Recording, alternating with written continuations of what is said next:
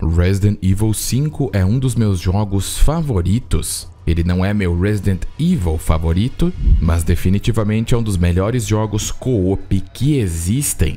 E eu já vi até pessoas dizendo que ele é o pior Resident Evil, e eu acho um ultraje. E hoje iremos analisar juntos como Resident Evil 5, apesar de ter vendido pra caramba, ainda é subestimado até hoje. Resident Evil 5, é claro, foi desenvolvido pela Capcom e produzido por Jun Takeuchi, que dirigiu Onimusha Warlords e produziu Lost Planet Extreme Condition. Keiji Inafune, produtor promocional de Resident Evil 2 e produtor executivo da versão para PlayStation 2 de RE4, supervisionou o projeto. A produção começou em 2005 e no seu auge tinha mais de 100 pessoas trabalhando no projeto. Em fevereiro de 2007, alguns membros do Clover Studio da Capcom começaram a trabalhar em Resident Evil 5, enquanto outros trabalhavam em Resident Evil The Umbrella Chronicles, que estreou para a Wii. Yasuhiro Ampo, que trabalhou como programador no Resident Evil original, dirigiu RE5. Ele foi um dos vários membros da equipe que trabalharam no jogo original e estiveram envolvidos no desenvolvimento de Resident Evil 5. O cenário do jogo foi escrito por Haruo Murata e Yoshiaka Hirabayashi, baseado na ideia de história do diretor conceitual Kenichi Ueda. Takeuchi anunciou que o jogo manteria o modelo de jogo introduzido em RE4, com gostos temáticos tanto de Resident Evil 4 quanto do Resident Evil original, enquanto os jogos anteriores da saga se passam principalmente à noite. Os eventos de Resident Evil 5 ocorrem quase inteiramente durante o dia. A decisão para isso foi uma combinação do jogo se passar na África e avanços nas melhorias de hardware, que permitiram gráficos cada vez mais detalhados. Sobre as mudanças na aparência de Jill e Chris, o diretor de produção Yasuhiro Ampo explicou que os designers tentaram preservar sua imagem e imaginaram como elas teriam mudado com o passar do tempo. Seus novos designs mantiveram as cores características do personagem: verde para Chris e azul para Jill. Sheva foi redesenhada várias vezes durante a produção, embora todas as versões tentassem enfatizar uma combinação de atração feminina e a força de uma lutadora mulher. Os Magines foram projetados para serem mais violentos que os ganados de Resident Evil 4. A decisão pela jogabilidade cooperativa foi tomada no meio do desenvolvimento para uma nova experiência em um jogo Resident Evil. Apesar da preocupação inicial de que um segundo jogador pudesse diminuir a tensão e o horror no jogo, mais tarde percebeu-se que isso poderia, na verdade, aumentar os fatores em que um jogador teria que ser resgatado. A decisão de manter as proporções da tela ampla no modo para 2 jogadores foi tomada para evitar ter a tela do primeiro jogador diretamente em cima da do segundo, o que poderia distrair. A restrição de movimento e tiros simultâneos foi mantida para aumentar a atenção do jogador, não permitindo-lhe mexer-se livremente. E se vocês já viram os vídeos das versões betas desse jogo, sabem que iria ser bem diferente, com foco muito maior no terror. Mas de qualquer forma, a mudança não foi ruim. Takeuchi citou o excelente filme Black Hawk Down, ou Falcão Negro em Perigo, como uma influência para o cenário de Resident Evil 5, e sua experiência trabalhando em Lost Planet Extreme Condition como uma influência em seu desenvolvimento. Quando questionado sobre o porquê o jogo não estava sendo lançado no Wii, que era o console de jogos mais popular na época, Takeuchi respondeu que, embora possa ter sido uma boa decisão no ponto de vista comercial, o Wii não era a melhor escolha em termos de potência e qualidade visual. Resident Evil 5 roda na versão 1.4 do motor MT Framework da Capcom, e as cenas foram gravadas por captura de movimento. Foi o primeiro jogo a usar um sistema de câmera virtual que permitiu aos desenvolvedores ver os movimentos dos personagens em tempo real, enquanto os atores de captura de movimento gravavam.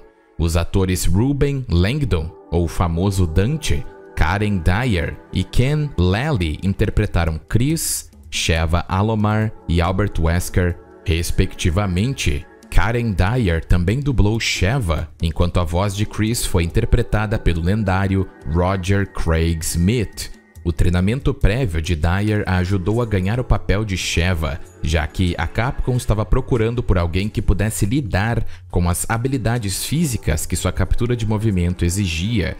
Ela realizou suas próprias acrobacias e trabalhou na produção do jogo por mais de um ano, às vezes trabalhando 14 horas por dia.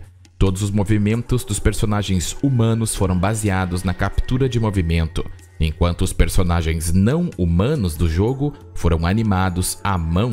Kota Suzuki foi o compositor principal do jogo, e houveram contribuições adicionais de Hideki Okugawa, Akihiko Narita e Seiko Kobuchi.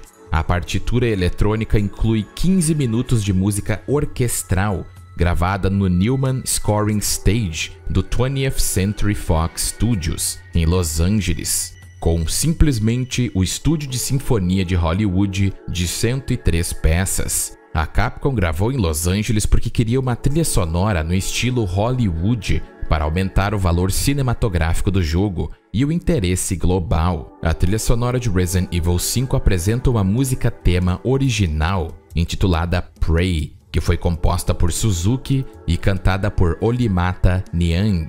O lançamento original de Resident Evil 5 foi a edição individual de um jogo mais vendida da Capcom até março de 2018, quando as vendas de Monster Hunter World atingiram 7,5 milhões de unidades, em comparação com 7,3 milhões de Resident Evil 5 na época. Ele ainda era o jogo mais vendido da franquia em 2018 e permanece assim em dezembro de 2023, sem incluir os remakes, porque Resident Evil 2 vendeu 18,06 milhões de cópias, incluindo o lançamento original de 98 e o remake de 2019. Resident Evil 5 se passa 5 anos após Resident Evil 4, no ano de 2009. A trama envolve a investigação de uma ameaça terrorista pelos agentes da BSAA, ou a organização conhecida como Aliança de Avaliação de Segurança de Bioterrorismo. E os agentes, é claro, são Chris Redfield e Sheva Alomar, em Kijuju, uma região fictícia da África Ocidental. E logo eles descobrem que existe uma infestação de um novo tipo de plaga, e os indivíduos afetados começaram a mostrar comportamentos similares aos indivíduos descritos no relatório Kennedy, ou melhor, o comportamento dos ganados vistos em 2004. De início, a missão deles é encontrar o vendedor de bioarmas Ricardo Irvin, mas Chris logo descobre que o buraco é muito mais fundo, e até mesmo seu passado retorna na forma de seu velho inimigo Albert Wesker e até sua ex-parceira, que foi presumida morta em 2006, Jill Valentine, retorna. Eu vou deixar esse gancho da história para a sessão com spoilers pesados, porque tenho muito o que dizer sobre a história desse jogo. Mas antes disso acontecer, vamos começar falando dos gráficos. E o fato desse jogo se passar mais durante o dia, como dito na parte de criação e desenvolvimento, foi uma bela decisão. E eu tenho que dizer que em termos de texturas dos personagens e das roupas, tudo é fenomenal para a sua época e até para hoje em dia. Os trajes de Wesker e Jill, você consegue ver a textura e o tipo de tecido que é usado. Você vê como ele se ajusta no corpo do personagem e há até sons de borracha quando Chris anda ou Jill se mexe. O vestido de Excella também é muito bonito no quesito de textura. Já a roupa da BSAA de Josh é mediana. O rosto e corpo dos personagens principais são muito detalhados. As expressões faciais e os movimentos musculares e a cor dos olhos é muito boa para a época, e o motion capture ajudou muito nisso. O braço gigantesco de Chris está mais detalhado do que nunca. Eu tenho que admitir que com braços assim eu realmente acredito que ele pode socar pedras com toneladas e fazê-las ficar estáticas até Sheva pular. Sheva também é extremamente detalhada e bela. O único aspecto que ficou realmente ultrapassado são os cabelos que parecem ter saído de uma convenção de bonecos Max Steel. Até mesmo os gráficos dos inimigos é verdadeiramente next gen para a época. Os detalhes das plagas explodindo da cabeça dos inimigos, ou os outros tipos de plaga, como o tipo 3, que muta completamente o torso do inimigo, é uma visão e tanto. Sem contar os inimigos tribais da tribo Ndipaya que encontramos nos pântanos, tudo relacionado a eles é extremamente detalhado para sua época, e jogando hoje em dia, você até fica impressionado com tudo. Quando eu digo que Resident Evil se parece com um jogo next gen da sua época, eu não estou brincando. A ambientação para mim é até um dos pontos fortes do jogo. Os cenários são bem diversificados, nós passamos por pequenas cidadezinhas, o centro de uma cidadezinha, a estação de trem, minas, a savana, pântanos, ruínas antigas, instalações da Tricell, um navio cargueiro. Há bastante variedade nesse jogo, e ainda digo que graficamente todos esses cenários são bem detalhados e são bem diferenciados um do outro, o que é bem impressionante.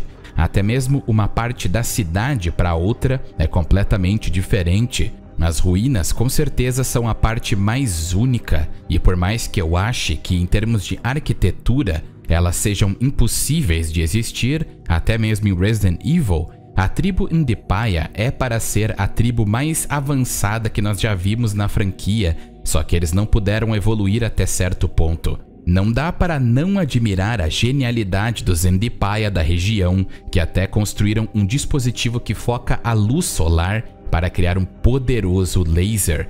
A Capcom realmente entrou em um modo overdrive para deixar essa sessão bem única. E algumas vezes durante a jogatina você vai dar uma parada e olhar para o ambiente e ficar no mínimo impressionado com alguma coisa. Até o pântano é bem legal. Para um jogo de ação, eu devo saudar a sua atmosfera. Eu ainda prefiro o estilo industrial de Resident Evil 4, mas vamos ser sinceros, em ambos os jogos você não está em nenhum risco iminente de morte e perder seu progresso como nos Resident Evils antigos, mais focados em survival horror. Mas mesmo assim, o uso da música e ambientação em RE5 traz à tona uma vibe mais sombria em certas partes do jogo, como as ruínas.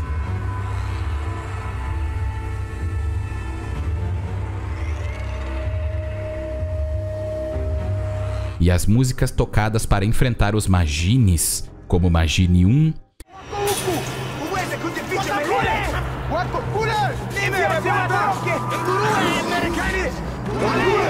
Magine 3,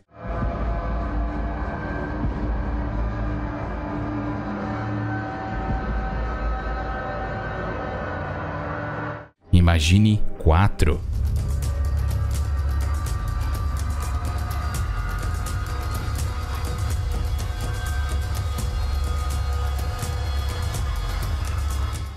Essas músicas te dão aquela sensação de uma pulga atrás da orelha e criam essa cena de que estamos enfrentando monstros perigosos. A parte no pântano provavelmente foi uma das partes mais atmosféricas no jogo para mim, especialmente porque a primeira interação com os nativos Ndipaya e sua aparência bizarra, aliada aos lugares que entramos, criam uma atmosfera bizarra. As minas também são uma parte interessante, pois um dos personagens segura uma luz enquanto você navega pela escuridão para derrotar Magines. É claro que o foco do jogo não é ser bizarro, mas ainda assim ele consegue ser atmosférico em certas partes. E o foco na ação também é muito explorado, porque você se sente super poderoso usando tanto Sheva quanto Chris. E algumas músicas têm seu tempo aumentado, o que torna tudo mais frenético e realmente parece um filme de ação digno de Hollywood, que era o que a equipe almejava.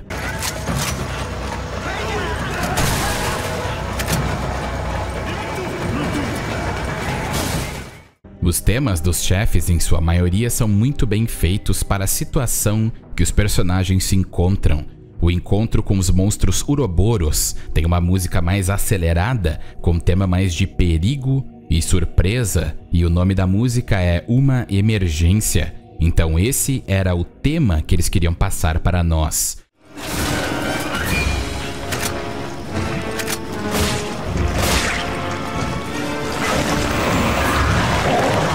Um monstro que na primeira batalha era desconhecido, perigoso e feroz. Já o segundo era um monstro ainda mais feroz que o primeiro. Popokarimo tem um tema interessante que até usa um sample de Devil May Cry 1.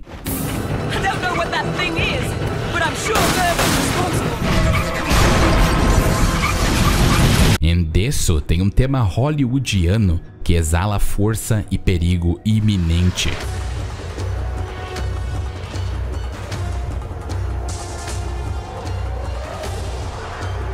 Irvine tem um tema mais épico. Enfim, são muitas músicas interessantes com temas diferentes. É claro que temos que enfatizar o tema da batalha contra Jill, que é incrível e encapsula perfeitamente o confronto interno dentro dela e o controle que o P30 está tendo sob o corpo dela.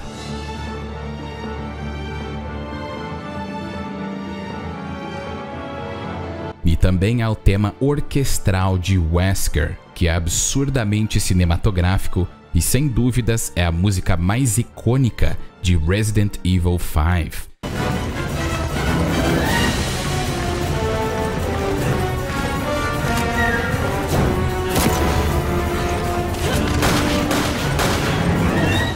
Em geral, o jogo, mesmo sendo bem focado na ação, tem uma trilha sonora que em partes é bem atmosférica e as músicas de ação são boas o suficiente para te dar um pump, para dar headshots nos Magines ou usar miniguns para detonar 2 JJs. Como o jogo é focado em ação, ele é bem linear, mas seria um ultraje a gameplay ser ruim. Felizmente a Capcom não cometeu essa blasfêmia. A forma mais simples de definir a jogabilidade de RE5 é que se você gostou de RE4, vai gostar na hora desse jogo. Mas Resident Evil 5 tem controles muito mais sólidos e a movimentação é bem mais fluida no quesito de se mover no plano tridimensional e você sente o peso de Chris ou Sheva se movendo. Se um jogador estiver com a saúde crítica, ele não vai morrer na hora, o que eu acho bem legal, e seu parceiro poderá ressuscitá-lo, e você só morre de fato se seu parceiro não conseguir alcançá-lo. Tem certos pontos onde ambos ficam separados, mas realmente não tem tanto problema assim. Também há a possibilidade dos jogadores ou que Chris e Sheva possam trocar itens durante a gameplay, mas não é possível negociar armas com jogadores online. Um dos pontos principais desse jogo que foram melhorados drasticamente em relação a RE4 são os ataques corpo a corpo, que são extremamente satisfatórios. Se você está usando Chris, você sente os músculos estourando enquanto ele dá uma porrada em um Magine que pode até explodir a cabeça dele ou jogar o inimigo longe pra caramba. Imagine você levando uma porrada dessas, era a morte certa. Chris ainda pode dar um soco no inimigo, uma patada de vaca, e seus golpes fortes são um tapão ridiculamente poderoso e um socão absurdo. Mas na minha opinião, é muito mais legal jogar de Sheva, porque ela tem um estilo de luta muito interessante. Ela não é tão forte fisicamente quanto Chris, mas ela ainda assim dá golpes obscenamente poderosos e usa o seu momentum natural e suas pernas para acertar chutes potentes. Também uma joelhada, um fucking mortal. Ela pode cortar o pescoço do inimigo e dar chutões insanos. Eu adoro o combo dela contra Wesker e seu contra-ataque contra ele ainda aparece um golpe de capoeira. Se você quiser ficar ainda mais poderoso com seus golpes, você pode criar combos entre os dois jogadores e o último a acertar faz seu golpe mais forte. Uma mecânica muito divertida. A única coisa que você vai estranhar de primeira é o menu. Em Resident Evil 4 nós tínhamos a parada toda para ver a maleta e as armas dentro, mas em Resident Evil 5 há um menu bem mais intuitivo e em tempo real. E dessa vez não importa o tamanho do objeto, ele sempre vai ocupar um espaço. E eu entendo o porquê dessa mudança. Como o jogo é muito mais dinâmico e rápido, ficar pausando o jogo a todo momento ia quebrar o flow do combate. No teclado e mouse, que é onde eu jogo, você pode navegar facilmente com os botões numéricos 1 até o 9. Você pode colocar suas armas nos números 1 ao 4, ou seja lá o que você quiser, e então é só apertar o botão que o personagem vai instantaneamente puxar a arma. Totalmente fácil de organizar e bem veloz. Resident Evil 5 tem muitas armas e muita variedade, e tem uma sacada muito legal, onde você faz upgrade até o máximo na primeira arma de cada classe, e então uma nova arma se torna disponível para compra. Por exemplo, há 3 tipos de pistolas normalmente, e a M93R se torna comprável somente ao tunar toda a primeira pistola. Há 3 tipos de espingardas normalmente, mas a Hydra só fica disponível após tunar completamente a Ithaca. A minigun de Chris só fica disponível após tunar toda a metralhadora VZ61. Há 3 snipers, mas o arco e flecha de Sheva só fica disponível após tunar completamente o rifle S75. Há 2 Magnus normalmente, mas é possível desbloquear o canhão de mão, o hand cannon, tunando toda a primeira Magnum, compreendem? Cada uma das armas normais e também as especiais são únicas e têm atributos específicos, e claramente tem armas melhores e piores, mas vale a pena jogar com cada uma para variar mais a gameplay. E já que falamos de armas, e quanto aos inimigos? Os inimigos dão bastante sabor à gameplay e tem bastante variedade. Além dos Magines normais, também há os Magines da tribo Endipaya, os Magines militares. Ainda temos cachorros conhecidos como Adjulis, os monstros voadores conhecidos como Kipepel, mini-chefes como os Magines com serra elétrica, o Executor no primeiro capítulo, os Magines gordões, os Magines gigantes, que foram acometidos pelo tipo 3 das plagas.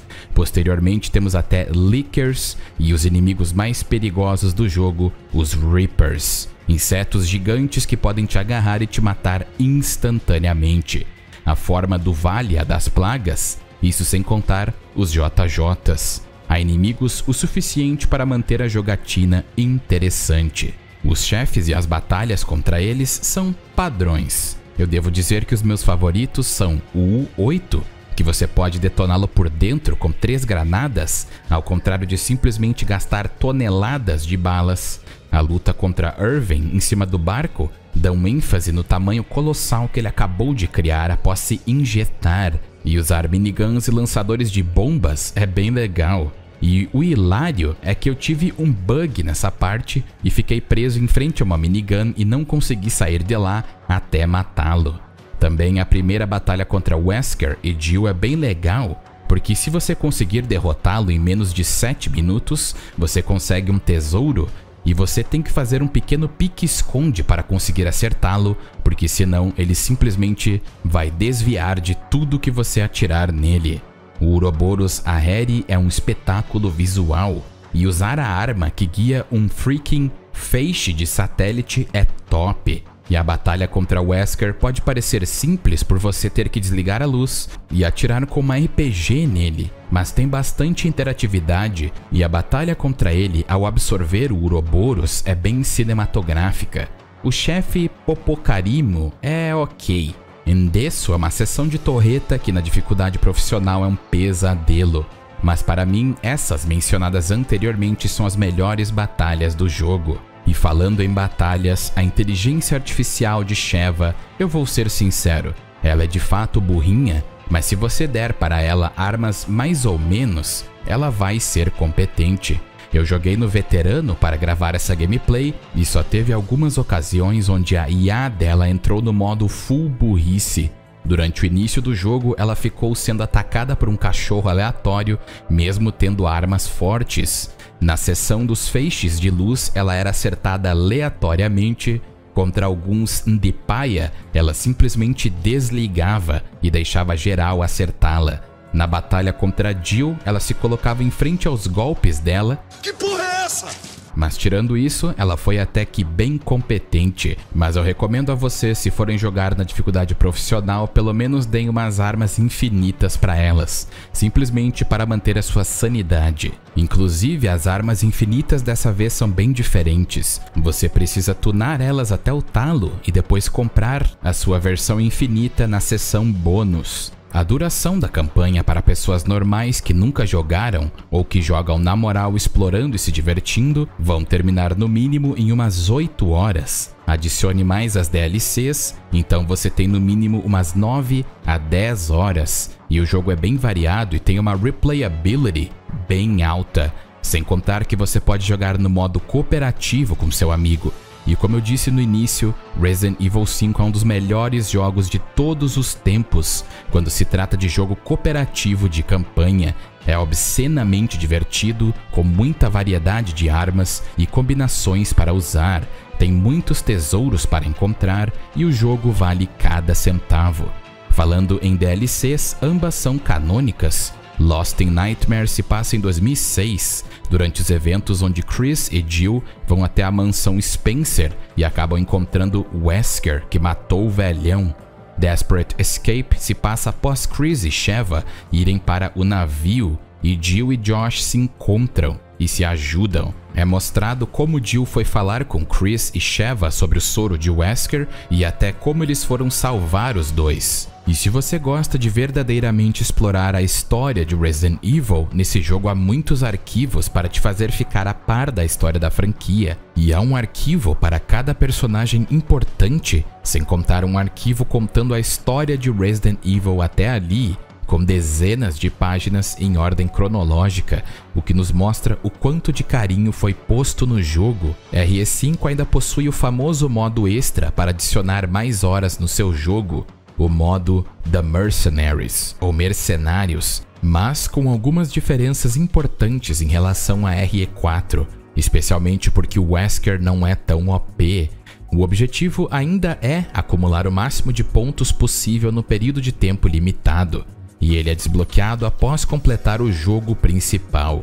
Essa versão ainda apresenta um limite de tempo como antes, mas os ganhos de tempo agora estão na forma de cristais de tempo que são ativados realizando um ataque corpo a corpo. Ainda mais importante, os jogadores agora recebem 5 segundos no cronômetro ao matar um inimigo com um ataque corpo a corpo. Cada personagem pode ser jogado com roupas diferentes e cada traje tem um conjunto diferente de armas e itens, mas mantém os mesmos ataques corpo a corpo e atributos. Há o co-op local e online. Jogar com parceiro aumenta a dificuldade da sessão para equilibrar a jogabilidade. O jogo também oferece suporte a tabelas de classificação e há alguns modos dentro do Mercenários. O modo No Mercy é um modo exclusivo para as versões de PC, PS4, Xbox One e Nintendo Switch de RE5. Nesse modo, há uma grande mudança nos inimigos. Agora são 400 inimigos ao invés de 150, com exceção da fase Village por causa do Kipepeo. Mas também pode haver cerca de 40 inimigos na fase ao mesmo tempo. E o jogo apresenta mais inimigos parasitas como Cefalo, Kipepeo e Duvalia. O primeiro aparecimento do mini-boss será normal, mas depois disso a quantidade de chefes inimigos que aparecerão será duplicada. No entanto, para compensar o grande número de hostis na tela, os Magini estão muito mais fracos do que o normal. Existem também pelo menos 4 lança-foguetes por estágios. The Mercenaries Reunion, ou a Reunião dos Mercenários, é uma versão alternativa e uma versão separada do modo Mercenários, que mais tarde foi adicionada por meio de conteúdo para download. O modo de jogo apresenta um conjunto diferente de personagens e trajes, principalmente Rebecca Chambers e Barry Burton. A jogabilidade e os estágios são os mesmos, porém os inimigos e os padrões de geração foram alterados. Os personagens também têm ataques corpo a corpo alternativos e mais poderosos, dependendo do parceiro. Por exemplo, se Sheva estiver emparelhada com Excella ou Josh, um ataque ou outro vai ser mudado e vai ser mais forte. The Mercenaries United está disponível nas versões PS4, Xbox e Nintendo Switch. É uma combinação do modo Mercenaries e Mercenaries Reunion. Todos os personagens e fases de ambos os modos podem ser selecionados desde o início. A jogabilidade dos modos solo, duo e split screen é a mesma do Mercenaries Reunion, com a vantagem de ter os dois modos mercenários anteriores jogáveis em um único modo, enquanto o locutor é aleatório entre Josh e Jill. É incluído também o modo No Mercy, denominado modo ilimitado na versão japonesa, que é baseado no modo original, anteriormente exclusivo para PC, de mesmo nome, que atualmente só é apresentado no modo Mercenários normal. O jogo é recheado de conteúdo e verdadeiramente é subestimado apesar de suas vendas. Mas vamos dar uma olhada agora nos aspectos da história.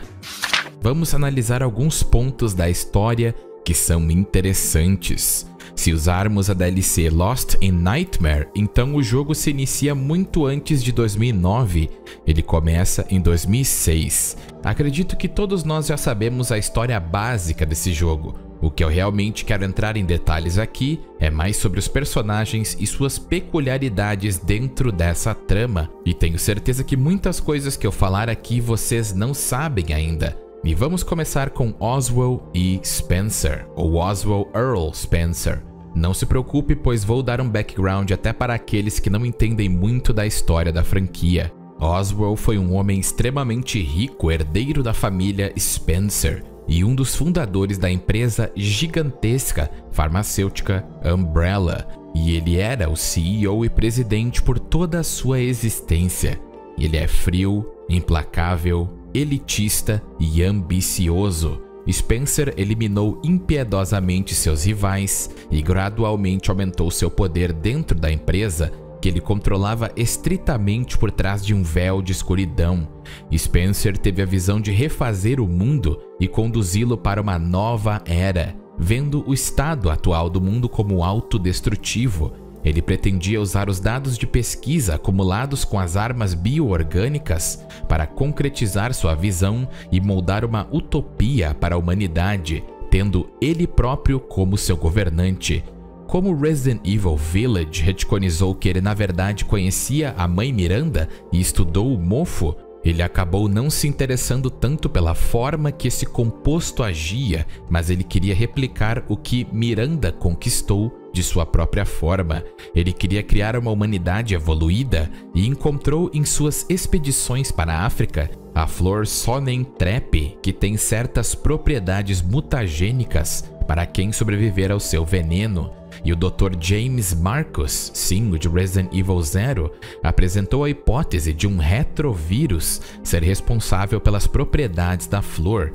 Em 1966, uma expedição de 3 meses, compostas por Marcus, o Dr. Oswald e Dr. Brandon Bailey, descobriram o Jardim do Sol e as flores, e a hipótese de Marcus foi confirmada com o isolamento de tal vírus. E o resto nós sabemos. De forma resumida, eles descobriram as propriedades da flor, a regeneração, mas aí teve traições, o desenvolvimento do vírus progenitor e o resto é história. Mas o que é importante é que até mesmo no fim de sua vida, Oswald se via como um deus, ou aquele que tem o direito de ser um, mesmo que toda sua pesquisa tenha ido para a vala com Raccoon City. E ele achava que a única coisa que o segurava era sua mortalidade. E foi essa arrogância que fez com que o ainda mais arrogante Wesker eliminasse ele de vez, ao descobrir que ele só foi mais um produto do projeto Wesker. Excella Guione é outro personagem muito importante que as pessoas não dão a devida atenção. Ela nasceu nos Guiones, uma dinastia de ricos comerciantes italianos. Através de uma avó, ela também era parente próxima da família britânica Travis, que fundou a Tricell, anos antes de seu nascimento. Ela sempre foi academicamente impressionante. Excella foi levada ao ensino universitário ainda jovem e formou-se com especialização em engenharia genética. Durante a Guerra Civil do Pemanistão em 2000, a Tricell conspirou secretamente com o Major-General Militar Wilson dos Estados Unidos e testou uma cepa modificada do T-vírus, bem como uma droga experimental que impediria que as pessoas infectadas se transformassem. Nessa época, TriCell iniciou negociações secretas com Morgan Lansdale, o chefe da FBC, resultando no projeto T-Abyss. Em 2005, a agente da TriCell, Jessica Sherwood, recuperou uma amostra do vírus do navio Queen Zenobia. É interessante notar que a TriCell era um dos investidores da própria BSAA, então eles ficavam manipulando essa organização antiterrorismo. Por volta de 2006, Guione ganhou o controle da TriCell da África, a holding das operações da TriCell no continente. Essa posição permitiu-lhe estabelecer um enorme centro de pesquisas de armas biológicas na zona autônoma de Kijuju, dentro de uma caverna que abrigava uma antiga instalação da Umbrella, assim como o lar natural do vírus progenitor. Ao contatar Ricardo Irvin, que era um negociante de armas biológicas, e dar-lhe o cargo de diretor dos campos de petróleo próximos, Guione conseguiu vender as armas biológicas em troca de dinheiro para ser usado em mais pesquisa e construção. Outra adição à equipe foi Jill Valentine, que havia sido drogada com o P30, um melhorador de desempenho que a tornou suscetível a sugestões, tornando uma valiosa mulher forte para a equipe. O projeto Ouroboros atingiu a sua fase final no início de 2009. Para evitar fugas inesperadas de informação, Guione ordenou o assassinato de todos os investigadores, deixando as operações diárias nas mãos de uma força de trabalho militante parasitada pela plaga. Quando Irving começou a usar a área local como meio de vender armas biológicas aos clientes, a BSAA começou a tomar conhecimento de Kijuju e, em março, mobilizou uma força para enfrentá-los. As informações deixadas por Irving levaram a BSAA às instalações da TriCell, e logo Excella foi forçada a evacuar em um navio de carga com Wesker. Mas apesar dessa emergência, Guione passou esses momentos flertando com Wesker, achando que ela era a rainha de seu novo mundo idealizado, fornecendo-lhe o suprimento necessário do medicamento PG67AW e supervisionando o teste do Ouroboros Nkono. A TriCell esteve profundamente envolvida com o surto da plaga em Kijuju. Chris percebeu imediatamente que os Magines estavam se comportando exatamente como Leon tinha descrito os ganados em seu relatório. Só que dessa vez as plagas foram aprimoradas drasticamente e a TriCell criou as plagas tipo 2 e 3. A plaga tipo 2 foi formada por uma amostra do parasita plaga normal, sendo combinada com o DNA de uma sanguessuga. Porque as plagas originais tinham uma fraqueza, elas tinham que encontrar um caminho para o hospedeiro em sua forma de ovo e ter tempo para se desenvolver dentro do hospedeiro. E foi essa falha que permitiu que Leon encontrasse uma forma de se livrar dessa plaga e também de derrotar muitos dos caras que estavam junto com Sadler. E infelizmente, para quem está tentando controlar a plaga desse tipo, significa que muito tempo é levado para que um hospedeiro fique sob o controle do parasita. Então a TriCell criou o tipo 2 para eliminar essa desvantagem, amadurecendo muito mais rápido. A infestação do tipo 2 ocorre pela ingestão forçada de um parasita já maduro na boca de um hospedeiro relutante.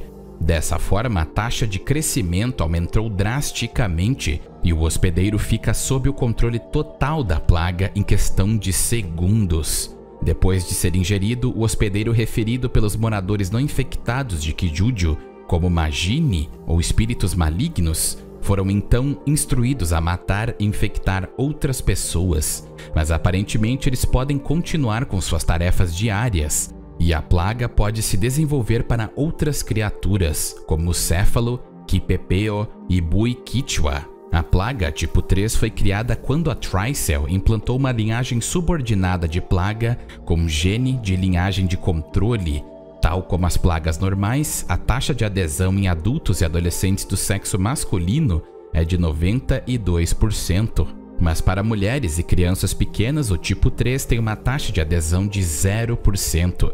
Devido a isso, a Trisel encontrou problemas com esse tipo. Embora o seu alcance limitado de vítimas em potencial, a plaga tipo 3 teve sucesso no seu propósito original, que era aumentar enormemente as capacidades físicas do hospedeiro. Eles mostraram uma melhoria notável tanto no poder de salto quanto no tamanho, com alguns hospedeiros atingindo uma altura de quase 3 metros, como o Magini gigante da tribo Ndipaya. Por outro lado, os hospedeiros da plaga tipo 3 desenvolveram mutações muito mais visíveis em sua aparência, como braços com aparência esfolada e corações visivelmente salientes, mas não pareciam ter pontos fracos. Excella e sua corporação Trisel eram simplesmente absurdas no quesito de sujeira, mas Excella era uma mulher cheia de objetivos e acreditava que Wesker a via como uma parceira nos negócios. Mas esse pensamento acabou sendo sua ruína e foi graças a ela que foi criado o Uroboros Aheri. Chris Redfield, durante os eventos de 2009, foi indiscutivelmente o membro mais ativo e respeitado da BSAA, participando em mais missões do que qualquer outra pessoa e foi o grande responsável pelo sucesso delas. Chris está no seu ápice físico e no ápice de suas habilidades, mas ele ainda assim está de luto em relação à suposta morte de Jill em 2006, tendo até flashbacks em relação a ela por simplesmente falar a palavra parceira, e isso é um grande tema nesse jogo. Sem contar que ele é um estranho em uma grande terra e inicialmente ele estaria perdido sem Sheva. De início, Chris até se perguntava por que ele estava lutando, mas ainda não iria desistir. Foi somente no capítulo 2 que ele acabou vendo a foto de Jill, que ele achava ser Jill, então seu principal objetivo se tornou resgatá-la de onde quer que ela esteja. Eu gosto bastante de Chris nesse jogo, porque ele sempre permanece dando apoio à sua parceira Sheva, que só o levanta ainda mais e mais. Nem mesmo quando eles enfrentam uma monstruosidade nova que dizimou uma unidade da BSAA, ele não perde a calma. Apesar de que quando se tratava de Jill, ele perdia seu temperamento, mas em geral Chris era extremamente calmo, e isso só mostrava sua imensa experiência e refinamento no combate. Nem mesmo quando ele enfrentou o 8, um monstro colossal, ele não se deixou levar pelo medo e ainda há a possibilidade de derrotar esse monstro de dentro para fora jogando granadas, o que é muito inteligente por parte de ambos Chris e Sheva. É claro que Chris já tinha enfrentado muitas monstruosidades antes, mas mesmo assim dessa vez era tudo novo para ele. Até mesmo ao enfrentar a força sobre-humana de Albert Wesker e a morte certa, ele se recusou a desistir e sempre tentava encontrar uma forma de derrotá-lo. Quando ele finalmente resgatou Jill, ele se mostrou ser um homem compreensivo, de palavra e preocupado com seus amigos. No fim, ele chegou a uma conclusão, ou uma resposta à sua própria pergunta: por que ele está lutando? Ele descobriu que o objetivo dele era lutar para garantir um futuro sem medo. E para mim foi uma conclusão perfeita para alguém que lutava simplesmente porque estava lutando, porque ele não podia parar. Ele encontrou um objetivo. E como um bônus junto a Sheva, ele tirou a maior pedra no seu sapato: Albert Wesker.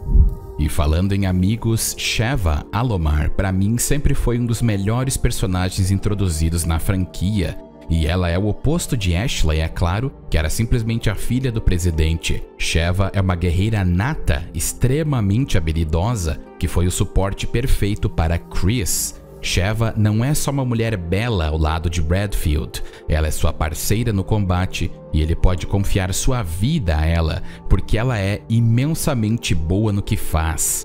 Isso faz com que Chris a veja como um igual e não como um peso ou alguém para ser protegido, que infelizmente Leon teve que passar. Sheva carrega seu próprio peso com facilidade e às vezes até carrega o peso de Chris durante esse jogo. E ela foi crucial para a derrota de todos os monstros perigosos nessa jornada, e nem mesmo diante do horror e as ordens falsas da BSAA que foram manipuladas por Excella, ela deixou de querer vingar seus camaradas mortos. Infelizmente, ela não aparece em nenhum outro jogo, além de um arquivo falando sobre Chris em Resident Evil 6, mas ela permaneceu na divisão africana da BSAA. Precisamos também falar sobre Jill. Como sabemos, ela acabou empurrando Wesker junto com ela mesma para um penhasco, e ela sobreviveu, é claro. Só que ela acabou ficando muito ferida na queda, e foi descoberto que a vacinação que ela recebeu em 1998 para a infecção do T-vírus não a imunizou totalmente. Na verdade, uma cepa mutante do vírus permaneceu adormecida em seu corpo durante os últimos 8 anos e foi ativada durante seu tempo em coma. O corpo de Jill lutou rapidamente contra o vírus mutante e criou novos anticorpos altamente puros. Essa resistência anômala a tornou inútil como cobaia em estágio inicial, embora ela tenha sido poupada para estudos mais aprofundados. Wesker teorizou que a exposição aos anticorpos de Jill daria lugar a uma cepa Uroboros mais tolerável ao corpo humano e a manteria viva como uma fábrica viva para derivar os anticorpos de seu corpo, administrando T-vírus nela. Em sua estase induzida por medicamento, o cabelo de Jill ficou loiro e a pele se tornou embranquecida. À medida que o trabalho no projeto Uroboros continuava, o monitoramento constante de Jill não era mais necessário e ela foi liberta do cativeiro. Wesker a desejava para uso científico posterior e fez dela uma cobaia para o projeto P30, que já foi mencionado, uma contrapartida ao projeto Plaga da Tricell. E o projeto P30 pretendia criar super soldados com força e velocidade aprimorada, mas tornando-os altamente suscetíveis a sugestões. A desvantagem do P30 era que o medicamento derivado da pesquisa do vírus progenitor era rapidamente metabolizado e excretado para fora do corpo. Como a Tricell não tinha dados sobre os efeitos de um ensaio de longo prazo, um dispositivo especialmente fabricado foi colocado em seu peito para injetar a droga periodicamente. Então agora vocês sabem por que Jill está uma mini Wesker na batalha contra Chris. Infelizmente, ela acabou sendo testada e é controlada pelo soro. E por Wesker, é claro. É interessante ver como o T-vírus continuou no seu corpo depois de tanto tempo e ainda continua até os eventos atuais da franquia. Felizmente, o dispositivo foi removido do peito dela e ela pôde voltar à normalidade. E por fim, eu quero falar sobre Wesker. Após os eventos com Jill, o trabalho nas instalações da Tricell continuou durante os 2 anos seguintes, assumindo tarefas mais extensas, como a produção de mísseis concebidos para libertar o Uroboros na troposfera, tendo Wesker adquirido um bombardeiro furtivo de um vendedor desconhecido. Wesker planejou algum dia decolar e liberar o vírus ao redor do mundo para forçar a morte, ou na cabeça dele, a evolução de toda a humanidade. Um fato interessante é que o Uroboros é um vírus RNA da família progenitor e foi projetado por Albert Wesker como a ferramenta eugênica definitiva. Mais tarde, uma cepa menos poderosa foi desenvolvida pela doutora Alex Wesker para servir como arma biológica. E é interessante notar que não existe vacina conhecida para nenhuma das cepas do Uroboros. Sabemos que o projeto Wesker teve somente 2 sobreviventes, Albert e Alex Wesker. No final da década de 1990, foram acumulados dados o suficiente para que o projeto T-vírus fosse considerado concluído. Os dados foram utilizados para criar uma nova cepa do T-vírus para uso no projeto de eugenia de Spencer. Ele já havia selecionado 13 anfitriões fisicamente aptos e mentalmente preparados para conceder habilidades aprimoradas como parte do projeto Wesker.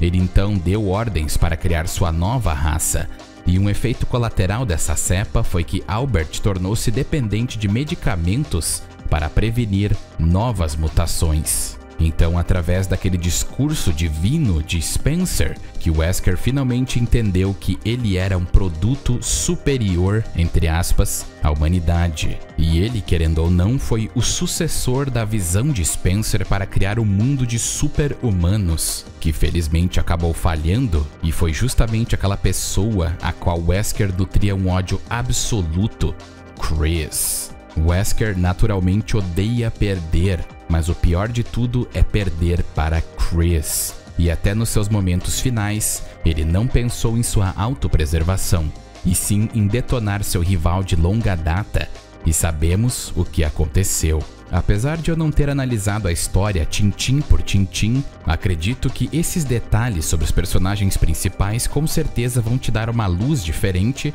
se você jogou, e se você não jogou, você vai começar a jogar entendendo alguns pontos confusos. Espero que todo esse papo tenha mostrado a vocês que a história é até bem interessante.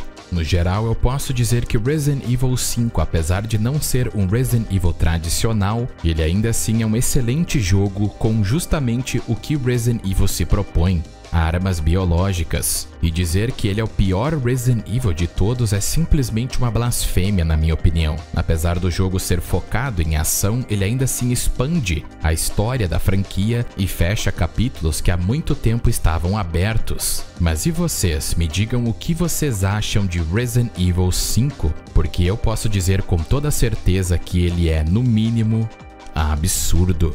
Não acham?